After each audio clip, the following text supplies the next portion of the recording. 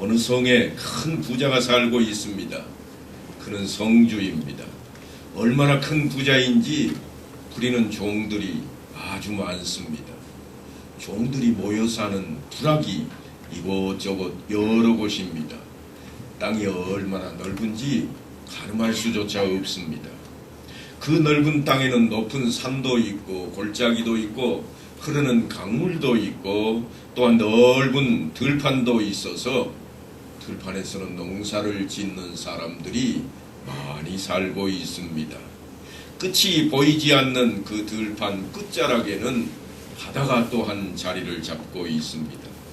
종들 중에는 그 바다에서 고기를 잡는 어부들도 있었습니다. 모든 것이 다 주인의 것입니다.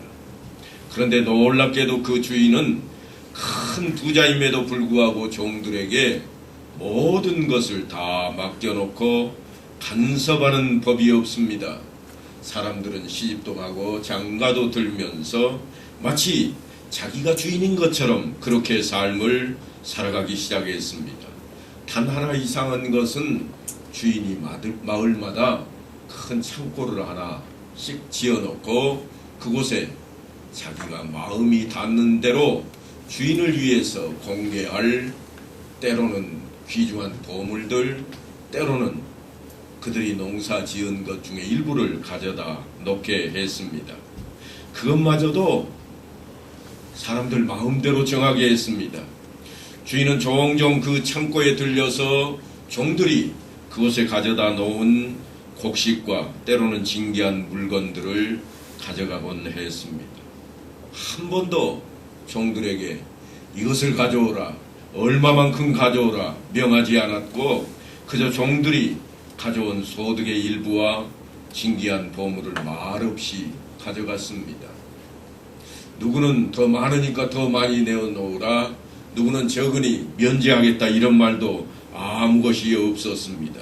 그저 주인은 종들이 가져다 놓은 그 물건들을 가져다가 자기 집 창고에 놓으면서 문서에다가 기록하는 것만 그의 일이었습니다.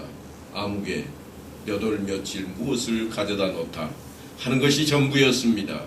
하루는 바닷가에 사는 한 형제가 큰 횡재를 했습니다. 조개를 잡다가 갑자기 진주를 발견하게 된 겁니다. 아무에게도 그는 알리지 않았습니다. 그리고 날마다 조개잡이를 열심히 해서 진주를 발견할 때마다 자기 집 상자에다가 하나씩 둘씩 모으기 시작했습니다. 때가 한참 지나도 진주는 아주 많이 모아졌습니다. 그래서 진주가 상자에 가득 찰 그 무렵에 그가 조개를 캐내어도 더 이상 진주는 발견되지 않았습니다. 그렇게 되자 그 종은 짐을 꾸리기 시작했습니다. 아주 튼튼한 요즘 배낭처럼 생긴 가방에다가 그 진주를 몽땅 집어넣고 빠져나가지 않도록 잘 갈무리를 해서 그리고는 아무도 몰래 아무에게도 소식도 전하지 않은 채 가족들조차 모르는 그 시간대에 조용히 집을 빠져나왔습니다. 그리고 멀리 다른 나라로 가서 잘 살아보겠다고 큰 배를 타고 도망치듯이 그 마을을 빠져나갔습니다. 얼마 지나자 소문이 들리기 시작했습니다. 젊은이가 횡재하더니 야반 도주했다는 이야기였습니다. 그는 먼 나라로 도망치기 위해서 큰 배에 올라탔습니다. 드디어 배가 출발을 합니다. 그런데 불안했습니다. 왜냐하면 이 귀한 보물을 누구에게 빼앗길까봐. 그래서 그는 사람들이 많은 선실에 들어가지 않고 배 갑판에 저 뒤쪽 한쪽 구석지에 자리를 차지하고 그곳에서 가방을 끌어안고 배가 자기가 원하는 그곳까지 갈 때를 기다리고 있었습니다. 시간이 점점 지나자 지쳐오고 졸려왔습니다. 잠을 자다가 자기도 모르게 난간에서 떨어져가지고 물속에 빠져버렸습니다. 사람이 빠진 소리를 듣고 누군가가 그를 건지기 위해 배를 멈추게 되었고 사람들이 이곳저곳에서 그 사람을 살리기 위해 열심을 냈습니다. 그리고 그 사람은 드디어 건져내게 되었습니다. 건져내놓았더니 이 사람이 하는 말이 첫 마디가 이겁니다. 내 보따리, 자기가 죽다가 살아났는데 지금 물속에 빠져서 가만두었으면 죽을 수밖에 없는 그 자리에 있었는데 건져내 주었더니 감사도 없습니다. 그저 보이는 사람마다 향해서 외치는 게 내 보따리, 내 보따리 내놓으라는 겁니다. 아무도 그가 보따리를 가지고 있는지 몰랐습니다. 아무도 거기에 관심조차 없었습니다. 그런데 이 사람은 오직 그 보따리에 자기의 마음을 다 빼앗기고 말았습니다. 과연 우리의 인생은 어떠할까요? 이 세상에 어떤 남편도 어떤 아내도 가정이 행복하기를 싫어하는 남편이나 아내는 없을 것입니다. 그럼에도 불구하고 모든 가정이 다 행복한가? 그러면 그렇지가 않습니다. 어느 가정이나 행복을 추구하고 있지만 그럼에도 불구하고 행복을 추구하는 것으로 행복을 이룰 수는 없습니다. 오늘 본문에는 참으로 행복한 한 가정이 소개되고 있습니다. 그것은 성경에 늘 등장하는 믿음 좋은 유대인 혈통의 히브리인의 가정에 대한 이야기가 아닙니다. 그들이 그렇게도 천시하고 멸시했던 이방 나라의 한 사람의 가정이 소개됩니다.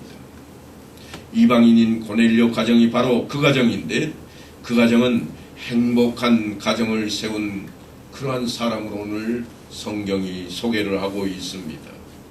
물론 모든 사람이 다 이 가정이 행복하다 그렇게 인정하지 않을지도 모릅니다. 그러나 신앙인은 이 가정이 바로 행복한 가정임을 우선 인정해야만 할 것입니다. 가장 막강한 이달리아대의 군대 장관이었기 때문에 그렇지 않습니다. 물론 오늘 성경에는 백부장으로 등장을 합니다만 백부장이라 그러면 적어도 100명의 휘하의 군인들을 거느리고 있는, 다시 말해서 지금 유대인들이 살고 있는 이 지역에 와서는 군대 장관처럼 행하고 있는 그의 위치입니다. 그것 때문에 행복이라 생각할 수가 없습니다. 뿐만이 아닙니다. 그의 풍요로움이 그 행복의 기준인가? 더더욱 그것은 아니었습니다. 이런 것들이 행복의 기준이라면 예전에 우리가 못 살 때에 비해서 지금 잘 살고 있으니까 다 행복해야 됩니다. 그런데 OECD 국가 중에 행복지수를 따져보았더니 설문조사를 해서 행복한가 하고 물어봤더니 우리나라가 그전보다 훨씬 잘 사는 나라, 세계에서 이제는 그래도 10대 국가 중에 들어간다고 하는 나라가 되었음에도 불구하고 나는 행복하다 하는 사람이 순위가 어떻게 되는가 하면 38입니다. 잘 사는 것만 가지고 따지면 첫 번째, 두 번째 가도 뒤처진다고 할 정도인 우리나라인데 이 좁은 땅덩어리에서 세계 경제권을 쥐고 있음에도 불구하고 행복하다고 말하는 사람은 거의 드뭅니다. 그러니까 풍요로움이 행복의 기준은 더더욱 아닐 것입니다. 아니 오히려 불행하다고 말하는 사람들이 태반입니다. 못 살겠다고 하는 사람이 너무나 많습니다. 마찬가지로 고넬료 가정의 행복도 그런 것들이 기준이 아니었습니다. 그렇다면 무엇이 고넬료 가정의 행복을 가져다 줬기에 성경에 기록되어 있어서 우리로 하여금 그것을 읽고 교훈을 삼게 하고 있을까요? 우리는 이 시간 말씀에 등장하는 고넬료 가정의 행복의 요소들을 살펴보고 우리도 그 모습들을 따라가고 취함으로써 행복한 가정을 이루어야 되지 않겠습니까? 그래서 온 성도들이 주님이 주시는 그 메시지를 통해서 이제 행복하다 말할 수 있는 자리로 다 은혜 받기를 원합니다. 그 가정은 경건한 가정이었다. 그렇게 오늘 성경은 표현하고 있습니다. 그가 경건하여 온 집안과 더불어 하나님을 경외하며 백성을 많이 구제하고 하나님께 항상 기도하더라. 신앙인에게 있어서 최고의 가치는 무엇인가 하면 경건이라 하는 것입니다. 가정도 마찬가지입니다. 가정에 있어서 가장 소중한 것이 무엇인가? 다름 아닌 최고의 가치는 경건입니다. 그래서 오늘 성경은 고넬료와 그의 가정이 경건했다고 말씀을 함으로써 그 가정이 행복한 치수를 갖추었다, 그렇게 설명하고 있습니다. 그들이 하나님을 경외했습니다. 고넬료의 가정은 하나님을 경외하는 가정이라, 하나님을 경외하는 사람은 당연히 윗어른들을 공경하는 그런 사람들입니다. 그래서 성경에 뭐라고 그러는가 하면 너는 센 머리 앞에 일어서고 노인의 얼굴을 공경하며 네 하나님을 경외하라, 나는 여호와니라 그럽니다. 너는 센 머리 앞에 일어서라. 좀 이해가 가지가 않습니다. 아니, 흰머리를 봤으면 봤지 머리 숙이라고 그러면 좋을 텐데 왜 일어서라고 그럴까? 왜 고개를 쳐들고 일어서라고 그럴까? 우리가 그들의 문화를 좀 이해해야 됩니다. 중동 지역, 특별히 성경이 기록된 지역에는 사람들이 만나면 차를 주로 마시고 대화를 나누는데 그들의 자세가 어떤가 하면 혹시 영화 같은 거 보시면 늘상 보는 그런 모습일 겁니다. 등에 등받이 같은 거 놓고 뒤로 쭉 다리 뻗고 기대에 앉아서 눕다시피 해서 서로 이야기를 하고 차도 마시고 그런 자리입니다. 그러니까 일어선다고 하는 것은 얼마나 번거로운지 모릅니다. 어떻게 해서든지 일어서지 않으려고 할 겁니다. 그런데 센 머리 앞에서 일어서라. 노인의 얼굴을 공경하는 것이 그것이라. 여호와의 말씀이요 또한 내 하나님을 경외하는 것이 바로 그런 것이라, 그렇게 외치고 있습니다. 행복한 가정이 된다고 하는 것은 윗어른만 공경하는 것이 아니라 부간에도 서로 존중할 줄 알아야 됩니다. 그래서 사도 바울이 이렇게 전합니다. 그러나 너희도 각각 자기 아내 사랑하기를 자기같이 하고 아내도 그 남편을 존경하라. 자식이 부모를, 또한 아내가 남편을, 남편이 아내를 존경하는 그런 가정은 행복한 가정이 될 것입니다. 고넬료의 가정이 그러했습니다. 사회에도 질서가 있듯이 가정에도 질서가 있습니다. 그 질서가 잘 지켜지는 가정은 행복한 가정입니다. 그런데 그 질서는 하나님을 경외하는 것으로부터 시작이 됩니다. 왜냐하면 하나님께서 우리에게 주신 질서이기 때문에 그러합니다. 여호와를 경외하는 것이 지식의 근본이거늘 미련한 자는 지혜와 훈계를 멸시하느니라. 성경이 그렇게 우리에게 교훈하고 있습니다. 오늘 고넬료의 가정에 대한 소식을 보니까 그는 백성들을 많이 구제했다, 이웃을 도왔다고 그렇게 표현하고 있습니다. 하나님을 두려워하는 자는 하나님이 사랑하는 사람들을 두려워할 줄 아는 자가 되어야 된다는 이야기입니다. 고넬료의 가정은 가진 기득권으로 또한 많은 이들에게 사랑을 나누었던 그러한 가정입니다. 받는 것보다 주는 것이 행복하다고 하는 말이 아마도 이들을 인해서 쓰여진 것처럼 들려질 수밖에 없습니다. 그러니 고넬료의 가정은 행복할 수밖에 없습니다.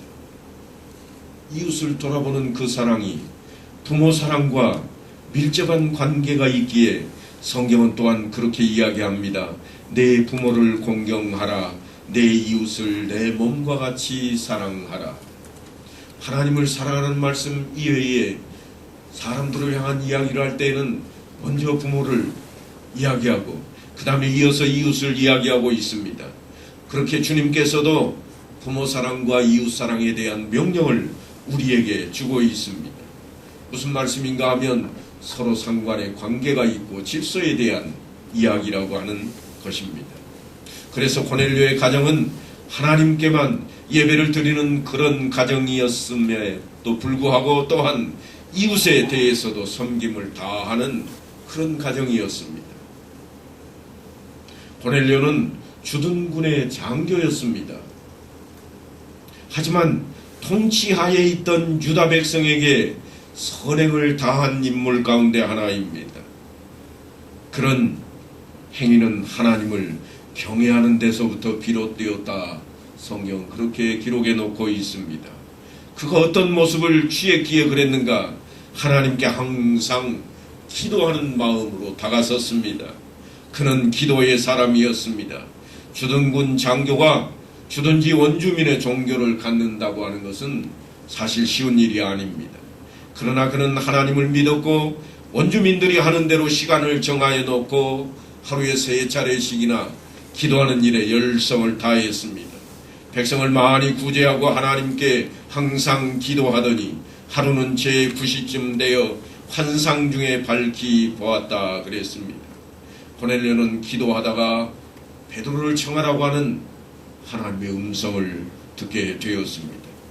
그리고 그 일로 인해서 고넬료는 가정의 부흥회를 열 수 있는 놀라운 축복을 대하게 됩니다. 고넬료의 가정은 그러니까 행복할 수밖에 없습니다. 하나님의 간섭하에 놓인 가정, 그런 가정이 불행할 리가 없는 것입니다. 그에게 경건이 있고 또한 하나님을 경외함으로 풍요로움을 얻게 되었고 그 풍요로움을 통해서 이웃을 생각하고 나누며 쉬지 않고 기도했던, 그래서 응답받는 가정이 되었습니다. 그러니까 그의 가정은 뜻이 하나인 가정이었다고 볼 수 있습니다. 행복한 가정은 늘 뜻이 하나가 되는 가정입니다.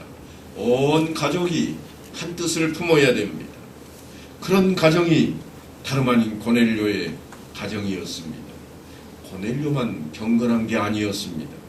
그가 경건하여 온 집안과 더불어라고 2절에는 말씀을 이어가고 있습니다. 고넬료 혼자만의 생각으로 이스라엘 백성들을 구제하는 일에 참여했는가? 그렇지 않다는 겁니다. 만약 아내나 자녀들의 동의 없이 그런 일을 했다면 가정 불화의 원인이 되고 말았을 것입니다. 그러나 그 후의 일들을 볼 때 그렇지 않음이 성경을 통해 우리에게 증거로 드러납니다. 내가 곧 당신에게 사람을 보내었는데 오셨으니 잘하였나이다. 이제 우리는 주께서 당신에게 명하신 모든 것을 듣고자 하여 다 하나님 앞에 있나이다. 오늘 이 말씀을 보면 자기 홀로가 아닌 것을 고스란히 드러냅니다. 고넬료만 하나님의 말씀을 듣는 것이 아니라 온 가족이 말씀을 들으려고 모였습니다. 가장이 하는 일에 온 가족들이 동의하고 그 뜻에 따르고 있는 모습입니다. 그러니까 행복하다, 그렇게 말할 수 있는 가정입니다. 오늘날 믿음 생활을 해도 가족의 일부가 하는 경우가 얼마나 많습니까?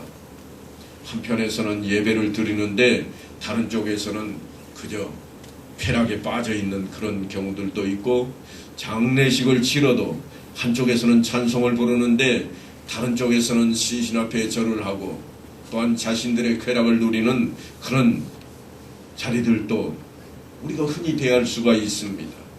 하지만 고넬료의 가정은 그러하지 아니하였다고 하는 것입니다. 가족 구성원 간의 뜻이 하나가 되어서 한 마음을 품을 때 역사가 일어나고 또한 하나님의 축복을 받게 되어 있고, 축복을 받게 됨으로 모두가 행복을 얻게 될 것입니다. 고넬료의 가족은 모두가 은혜를 받게 되었고 성령으로 충만하였으며 결국은 그로 인해서 모두가 세례를 받고 하나님 나라의 백성들이 되는 놀라운 축복 안에 거하게 되었습니다. 그 가정은 그러니까 인정받은 그러한 가정이 되었습니다. 하나님께도 또한 사람들에게도 인정받는 그런 가정이 되었습니다. 고넬료가 기도하다가 환상 중에 주의 사자를 만났는데 주님께서 말씀하십니다. 말하되 고넬료야, 하나님이 내 기도를 들으시고 내 구제를 기억하셨노라. 고넬료는 하나님 앞에 인정을 받았던 인물입니다. 그러기에 하나님은 그 가정에 베드로를 선교사로 보내시고 그 가정에 부흥성회가 열릴 수 있도록 허락하셨던 것입니다. 부정한 이방인의 집에 들어갈 수 없다고 끝내 고사하고 시름을 내색하는 베드로였지만 하나님께서는 동일한 환상을 통해서 그를 설득하셨고 결국은 베드로가 그 가정을 향해 출발하게 만들어 놓으셨습니다. 고넬료는 이처럼 하나님뿐만 아니라 가족들뿐만 아니라 종들에게도 인정을 받았던 인물입니다. 마치 말하던 천사가 떠남에 고넬료가 집안 하인 둘과 부하 가운데 경건한 사람 하나를 불러 이 일을 다 이루고 요바로 보내니라. 무슨 일을 하기 위해 요바로 보내는가 하면 베드로를 청하기 위해서 보내고 있습니다. 거기에 보내는데 경건한 사람으로 취하여서 보내었다 그랬습니다. 그러니까 그의 종들도 그와 함께 하던 같은 군인들도 고넬료를 닮아서 경건함 속에 빠져있게 되었습니다. 영적인 가마를 고넬료를 통해서 그들이 힘입었다고 하는 것입니다. 그래서 종들이 주인을 인정하고 있다는 증거가 됩니다. 사람은 누구를 막론하고 아랫사람들에게도 인정을 받아야 됩니다. 고넬료가 그의 친척과 가까운 친구들을 모아 기다렸다 그랬습니다. 본인이 몸담고 있는 그러한 가정과 또한 직장뿐만 아니라 자기의 친척들 또한 이웃들을 다 동원해서 지금 이 놀라운 부흥회를 집회를 준비하고 있는 것입니다. 그래서 그들이 다 모였습니다.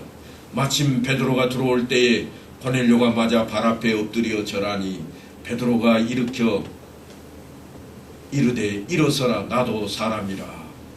두 사람의 대화를 보면 처음 만난 사이인데 놀라운 내용들을 담고 있습니다.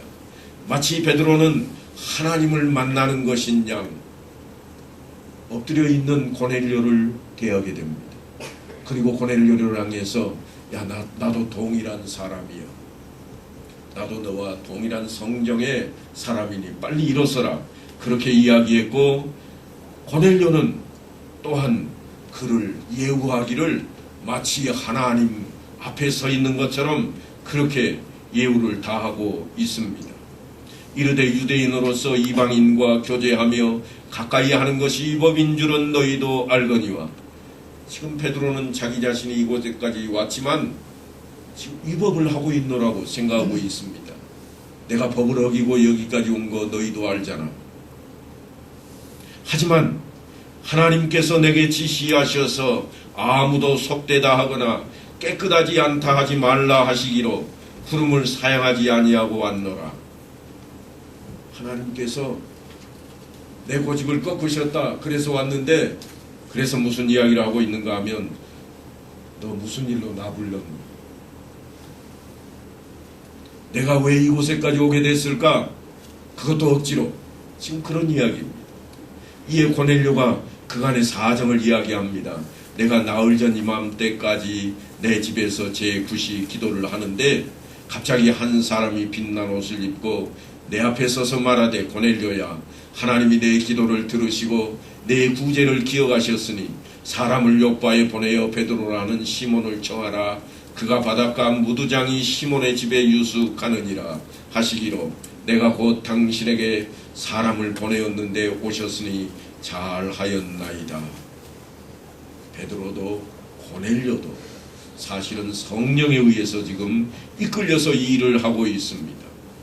그래서 고넬료가 베드로를 청한 것도 놀라운 일인데 유대인인 베드로가 이방인의 집을 방문한 것은 더더욱 놀라운 일이라 그런 내용을 담고 있는 겁니다.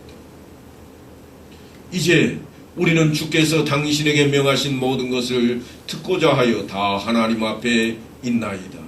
우리가 지난 시간에 살짝 살폈습니다만 여기에 모인 많은 사람들이 베드로를 대하기를 마치 하나님을 대하듯이 당신에게 명하신 모든 것을 듣고자 하여 우리는 다 하나님 앞에 서 있나이다.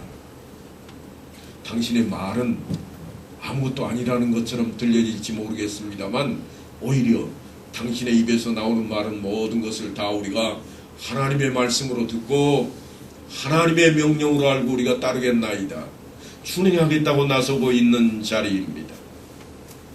그렇게 해서 모여있던 모든 사람들이 베드로를 통해서 복음을 듣게 되었습니다. 예수 그리스도, 그가 어떤 분이신가? 우리를 제 가운데에서 해방시키시고 하나님 나라 백성으로 삼으시기에 십자가에 못 박혀 대속제물이 되셨던 그 예수 그리스도, 그의 십자가 사건을 통해서 세상은 바뀌었고 휘장이 갈라져서 더 이상 지성소 안에 따로 대제사장이 들어갈 일이 없게 되었으며 이제는 하나님을 직접 만날 수 있는 자리에 우리가 서게 되었노라고. 이 모든 것들을 설명할 때에 그들이 모두가 다 하나님의 은혜를 인하여서 성령 충만함을 받게 되었습니다. 이처럼 놀라운 부흥회가 그 자리에서 펼쳐졌고 그 자리에 모인 모든 사람들이 예수 그리스도를 주로 고백하고 하나님 나라의 백성으로 다 설 것을 다짐하게 되었다고 하는 것입니다. 이런 가정이 어찌 행복하지 않겠습니까? 초대교회는 인정받는 이들을 택하여 집사로 세웠습니다. 그들이 인정받을 때 교회는 부흥했습니다. 가정도 마찬가지입니다. 틀림없이 가정 안에 부모가 인정을 받으면 그 가정은 행복한 가정이 될 것입니다. 자녀가 부모로부터 인정을 받게 되면 그 가정은 행복하다 말할 수 있을 것입니다. 서로를 인정하고 서로를 귀하게 여길 때 행복이 우리 안에 있게 된다고 하는 것입니다. 가족 구성원을 떠나서 돈이 최고의 가치가 되고 권력이 최고의 가치가 될 때에 우리는 행복을 찾아 늘 헤매야 됩니다. 왜냐하면 돈은 있어도 또 있어도 부족한 것이 돈이요, 자리는 높이 있어도 또 높이 올라가도 더 높이 올라가야 행복이라고 여길 수밖에 없는 자리이기 때문입니다. 한국 사람이 왜 OECD 국가 가운데 행복이 앞쪽에 있지 않고 저 뒤쪽에 끝자락에 있게 되었을까요? 그것은 우리가 추구하는 행복의 조건 때문일 것입니다. 우리는 가족 때문에 행복해하지 않습니다. 말로는 가족이 최고라고, 그래서 기도할 때도 하나님 내 자식 잘 되게 해달라고, 내 부모님 건강하게 해달라고 기도하고 있지만 여전히 그것이 우리가 추구하는 조건이 아니었습니다. 추구하는 조건은 어디에 있는가 하면 돈을 더 많이 벌게 해달라고, 높은 자리에 앉게 해달라고 욕심껏 부리는 것이 우리의 추구하는 것이 되어 있으니 우리는 행복하다 말할 수가 없습니다. 틀림없이 50년 전에 비하면 지금은 몇백 배나 더 잘 사는 훨씬 부유한 속에 우리가 있습니다. 그렇다면 그때보다 몇백 배나 행복해야 할 것입니다. 그런데 많은 분들이 그렇게 이야기합니다. 옛날이 좋았다. 없을 때가 훨씬 좋았대요. 신앙 밖에서 이야기일까요? 신앙 안에서 그렇다는 이야기입니다. 그때는 훨씬 더 많이 모여서 찬송도 불렀고, 그때는 훨씬 더 많이 모여서 말씀에 갈망하는 자세를 보였고, 그때는 모두가 다 엎드려 기도하는 그러한 시간이었는데 요즘은 바쁜 것 때문에. 왜 바쁠까요? 돈 때문에. 왜 바쁠까요? 높은 자리 때문에. 우리가 그렇게 바뀌어버렸습니다. 그러니 우리에게, 신앙인들에게조차도 행복지수가 낮아져 있는 자리에 우리가 있습니다. 오늘 고넬료 가정을 통해서 성경은 우리에게 그것을 교훈하고 있습니다. 너희가 무엇을 행복의 요건으로 삼느냐? 너희가 무엇을 믿느냐? 너희의 소망이 무엇이냐? 찬송을 부를 때는 우리의 소망은 하늘나라, 하나님 나라의 백성 외치고 있지만 여전히 우리의 소망은 돈보따리. 어느 날 갑자기 주님의 도우심으로 복권 샀더니 당첨 안 되는가? 허황된 꿈속에 우리의 소망을 담고 있다는 겁니다. 사랑하는 성도 여러분, 좀 바뀌어야 됩니다. 성경을 그저 읽는 것으로 넘어갈 것이 아니라 성경 말씀이 우리에게 교훈하고 있는 것이 무엇인지를 깨닫고 우리의 추구하는 그 위치를, 그 자리를 제대로 잡아가야만 되겠습니다. 오늘 고넬료라는 이 한 사람을 통해서 하나님께서는 놀라운 기적을 우리 앞에 펼쳐 놓으셨습니다. 유대인이 이방인의 집을 방문하는 기적을 펼쳐 놓으셨습니다. 그런데 아무도 기적으로 생각조차 하지 않습니다. 기적은 그저 어떤 것을 기적이라 여기는가? 땅 팠더니 금덩이가 나오거나 아니면 죽어가던 사람이 살아나거나 이런 것들은 기적으로 여기면서 오늘 베드로가 스스로 고백하듯이 위법인 줄 알면서도 이방인의 집에 들어갔던 사건을 우리는 기적으로 취급조차 하지 않고 있습니다. 우리에게 있어서 기적은 무엇일까요? 우리가 살아가는 삶의 터전 가운데 틀림없이 날마다 우리를 통해서 하나님의 기적이 벌어지고 있을 것입니다. 우리가 느끼지 못하고 우리가 체험하면서도 기억하지 못하는 것이 다일 뿐입니다. 오늘 고넬료는 하나님 앞에 기도하며 경건한 모습을 유지했던 이방인 가운데 한 사람이었습니다. 그가 경건할 때에, 하나님을 경외할 때에 하나님께서는 그를 위해 예루살렘 교회의 기둥과 같이 여겨졌던 베드로를 통해서조차도 그 앞에 보내놓는 놀라운 기적과 같은 역사를 행하셨습니다. 하나님은 우리를 사랑하십니다. 하나님은 우리 가운데 함께 하십니다. 많은 분들이 그런 이야기를 합니다. 목사님들을 향해서 그런 이야기들을 많이 합니다. 목사님, 큰 교회에 오셨으니 하나님의 복 다 받으셨네. 그러나 우리의 잘못된 생각입니다. 목회자가 왜 이곳에 오게 되는가? 그것은 여러분 때문입니다. 여러분에게 필요한 것 때문에 저를 비롯한 역대의 목회자들이 이곳에 오게 되었습니다. 하나님이 여러분을 사랑하시기에 때를 따라 필요한 것을 채우기에 하나님의 방식으로 목회자들을 이 자리에 보내시는 겁니다. 제 개인적으로 생각한다면 저는 그래도 교육학만 공부했고 학교에 익숙해 있던 사람인데 시골로 오는 것을 즐겨 했을까요? 꿈도 꾸지 않았습니다. 그런데 어느 날 저를 이곳으로 보내셨습니다. 그러면 그것을 이곳에서 활용하고 이용하셨는가? 아니요, 그렇지 않습니다. 여러분에게 필요한 것만 이용하셨습니다. 제게 필요한 것을 사용하시는 게 아니라, 제가 준비했던 것을 사용하시는 게 아니라 여러분들이 필요한 것들, 여러분에게 필요한 것들로 저를 세우시고 저를 이끌어 가시는 하나님이십니다. 그러니까 여러분을 너무나 사랑하시는 그 하나님 앞에 여러분이 감사 찬양하고 엎드려야 됩니다. 늘상 하나님께서 그 인도하심 속에 우리가 있음을 기억하셔야 됩니다. 여러분이 그런 자리에 있습니다.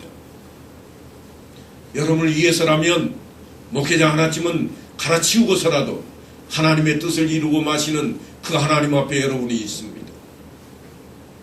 그러니까 하나님의 말씀을 온전히 받아들이고 하나님의 말씀과 뜻을 좇아 살아가고자 열심을 다하는 여러분들이 되셔야 됩니다. 그래야 우리 교회가 좋은 교회, 행복한 교회가 되는 것입니다. 우리 교회가 좋은 교회 되는 그 조건이 그저 공부 잘하고 똑똑한 목사가 와서 그렇게 좋았다, 그런 건 말이 될 수가 없습니다. 그것은 하나님께서 필요하실 때에 필요하면 그런 사람이라도 보내실 것입니다. 여러분이 얼마만큼 기도하고 엎드리는가, 여러분이 얼마만큼 하나님을 경외하는가, 경건의 자리에 있는가에 따라서 하나님께서는 필요한 이들을 보내실 것입니다. 예루살렘 교회의 기둥과 같은 베드로를 가기 싫다고 외치는 그를 작정하시고 성령을 동원시켜서 고넬료의 집까지 보내셨던 하나님, 그 하나님을 인정하신다면 이제 여러분은 나는 행복하다, 내 가정은 행복하다. 왜냐하면 하나님이 나를 사랑하시고 하나님이 내 가정을 사랑하시기 때문이라, 그렇게 인정하시고 또한 그 마음으로 하나님께 충성을 다하는 여러분 되시기를 간절히 축원합니다.